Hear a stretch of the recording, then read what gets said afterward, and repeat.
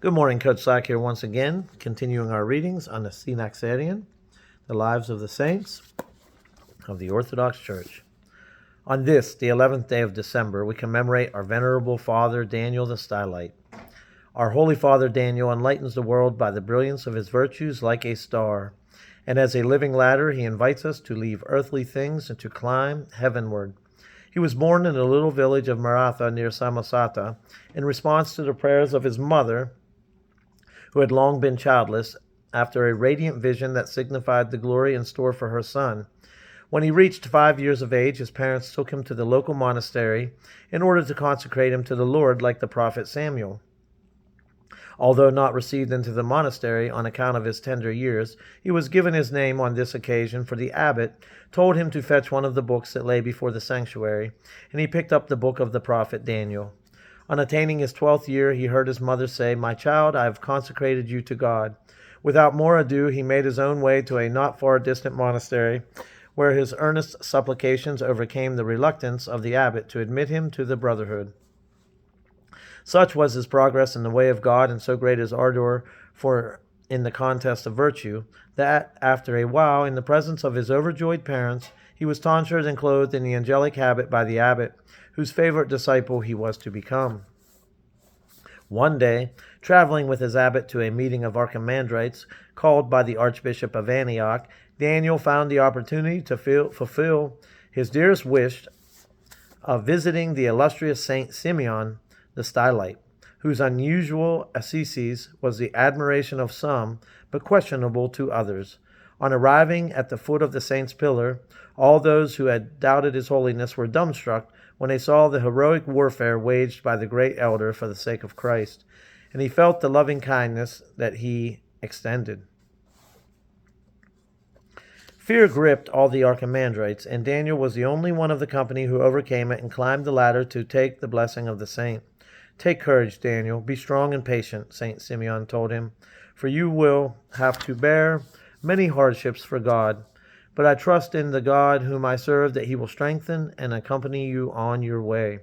Some time later, his abbot was called to the Lord, and Daniel, who was then 37, was appointed to succeed him. Whereupon, having made sure that the monk who held the second place was competent to direct the monastery, he left and went back to Saint Simeon. He spent 2 weeks with him before setting out at last for Palestine, with the intention of visiting the holy places prior to withdrawing into the solitude of the desert. On the way, there suddenly appeared to him an old man resembling Saint Simeon, who persuaded him not to run the risk of falling into the hands of the rebellious Samaritans, but to take the road to Constantinople, the New Jerusalem, illustrious through the presence of numberless precious relics and of so many sanctuaries, and where he could easily find the peace and quiet of the desert in the surrounding countryside. When he reached Anaplus, now Rumi Hisari, high up on the European shore of the Bosphorus, just beyond the confines of the imperial city, he first spent 7 days at prayer in the church of the holy Archangel Michael. Then, clad in the armor of God, with the shield of faith and the sword of prayer, following the example of Antony and Paul and of many other valiant heroes of the faith, he boldly entered within a pagan temple, the haunt of demons that used to harass all who passed by that way, either by land or sea. Taking no account of the screams which pierced the silence of the night, nor of the showers of rocks, the athlete of Christ continued steadfast in prayer night and day, and put the unclean spirits to flight with the fire of the life-giving cross. His reputation soon drew crowds of visitors who could speak to him only through a narrow opening in the wall. The devil, infuriated at his renown, stirred up some of the clergy of the Church of St. Michael to become jealous of the servant of God, and they denounced him as a heretic to the holy Archbishop Anatolius. The wise shepherd made little of their accusations at first, but when they returned with more calumnies, he sent officers from Constantinople to bring Daniel before him. Not only was he greatly edified by Daniel's pure confession of faith, but he was also cured of a serious illness through the prayer of the holy ascetic, of whom he became one of the most fervent admirers. It was with great reluctance that he let him return at last to his hermitage, accompanied by a rejoicing crowd. One day, 9 years later, when he was 51 years old, Daniel fell into an ecstasy and saw St. Simeon the Stylite standing before him at the top of a huge pillar of cloud. On either side of him were two men of shining appearance, who, at the command of the elder, fetched Daniel and brought him up to his side. Simeon gave him a fatherly embrace and disappeared into heaven, leaving his spiritual son on the pillar, accompanied by the two angels. The vision was confirmed soon after by the arrival of the monk Sergius, one of the disciples of St. Simeon the Stylite, bringing with him the leathern, hooded tunic of the saint. He had come to the city intending to present it to the Emperor Leo I, at the same time as announcing his master's decease, but having awaited an audience for some days in vain, he was wonderfully directed to Daniel, whose disciple he would become, and to whom he delivered the precious relic as to the new Elisha, who was to take up the mantle of Elijah after his departure into heaven. In the strength of this sign, and informed in a dream that the time was now ripe, Daniel left the temple to follow the way of St. Simeon and to mount a 12-foot high pillar, which, through the care of some friends, had been made for him in the city, and was set up in a lonely spot, indicated by the fluttering of a white dove sent by God. The owner of the land, an officer of the imperial household called Hellenius, annoyed at the trespass, wanted to drive Daniel off his property. But a sudden storm which destroyed his vines, together with the steadfastness of the saint, worked such a change in him that he was inspired to have a new, higher pillar set up beside the first one for the heroic soldier of Christ. Sergius settled at the foot of this new pillar in order to attend to the direction of the ever-increasing number of disciples. A spectacle to men and to angels, like Christ on the cross, Daniel never moved from there and lived only for heaven. In return, God made the pillar a channel of his grace, which was poured forth abundantly upon the faithful.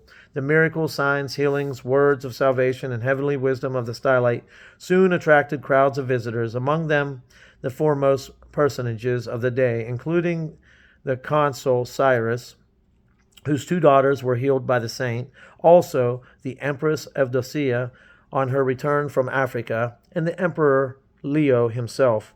He, having obtained an heir through the prayer of Daniel, expressed his gratitude by having the foundation laid for a third pillar. Some heretics, eaten up by the demon of jealousy, sent a famous harlot to bring scandal upon the saint, but she was attacked and cruelly tormented by a demon. She was finally delivered from it by the prayer of Daniel, to the dismay of her abettors, whom she openly denounced.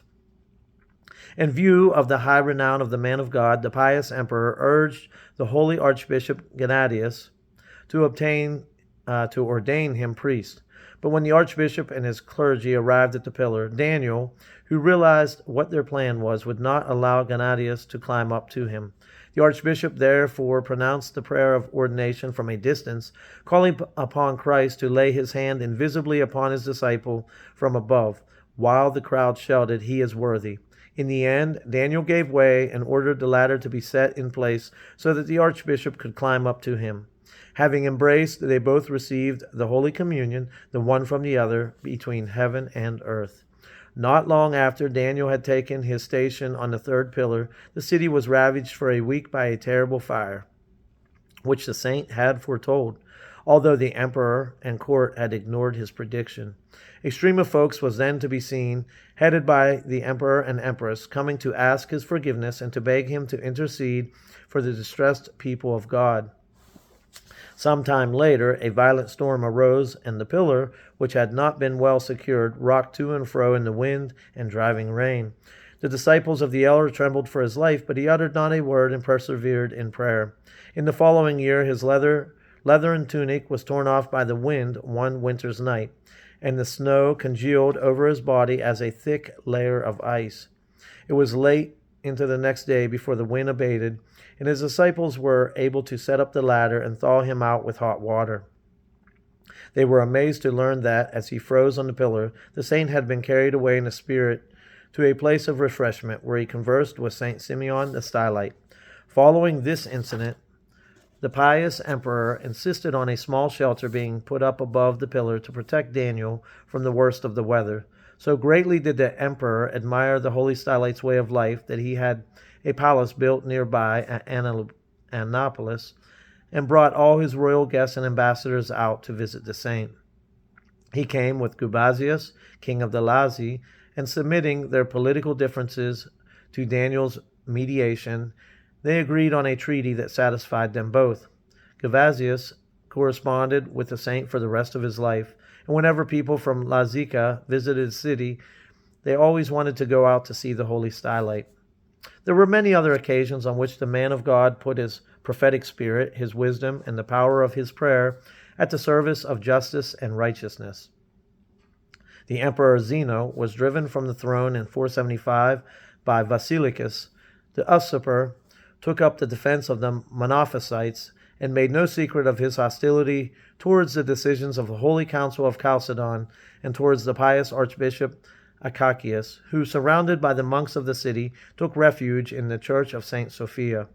Rejecting Basilicus's attempts to win him to his side, St. Daniel, on the strength of a sign from heaven, came down from his pillar, resolved, like St. Anthony of old, to go into the city for the sake of the church in distress.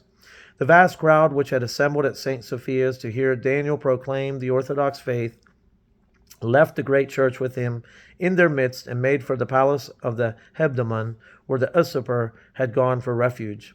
It was a triumphal progress marked by the miraculous cleansing of a leper. When they reached the palace, Daniel shook off the dust from his leathern tunic as a sign of malediction, and the whole crowd shook their garments as well, so that it made a thunderous noise. Frightened by the demonstration, Basilicus sent out his secretary to placate Daniel with smooth words, but he got a severe answer, and when he returned with it to the emperor, the palace tower collapsed.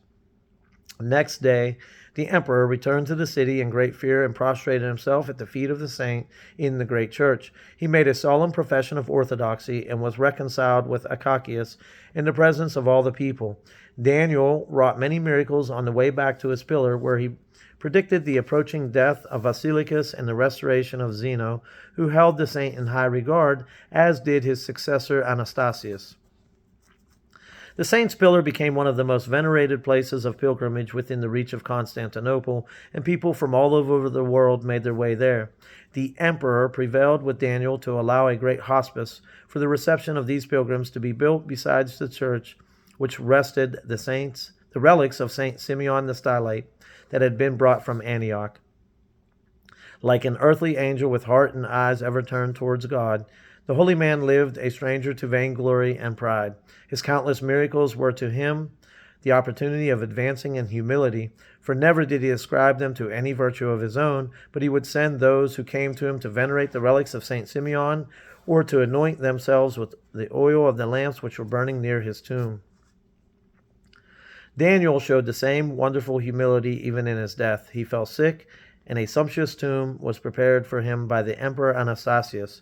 But then Daniel recovered and made the emperor promise to bury his body deep into the earth below the relics of Saint Ananias, Azarias, and Misael, recently translated from Babylon to Constantinople, so that the answered prayers of anyone venerating his grave would be attributable to the holy martyrs. Several days before he died, he gathered together his many disciples to give them his last teaching and to ask the help of their prayers. Crowds of the faithful kept arriving from the city to be present at his last moments. In the middle of the night, he fell into ecstasy and contemplated the assembly of all the saints, who greeted him as one of their own and bade him celebrate the divine liturgy with them. Having come to himself, he communicated in the holy mysteries and fell asleep in peace the next day, delivering at the very moment of expiring a man possessed by an unclean spirit. With great difficulty his body was taken down from the pillar on which he had remained crouched for 33 years. The plank on which his body had been secured to bring it down was placed upright, and for many hours the people looked at him as at an holy icon, and with cries and tears besought him to be an advocate with God on behalf of them all. Saint Daniel was buried in the presence of all the most eminent personages of the imperial city on the 11th of December, 493, in his 84th year. Wow, so nice long story about Saint Daniel the Stylite. And there was also a couple icons in the midst of the reading. The first one's from the Prototon on Mount Athos from the 14th century.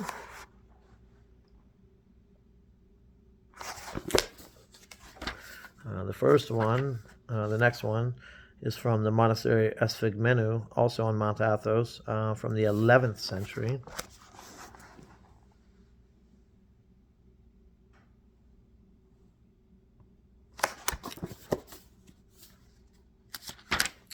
Through the prayers of thy saints, Lord Jesus Christ, have mercy upon us. Amen.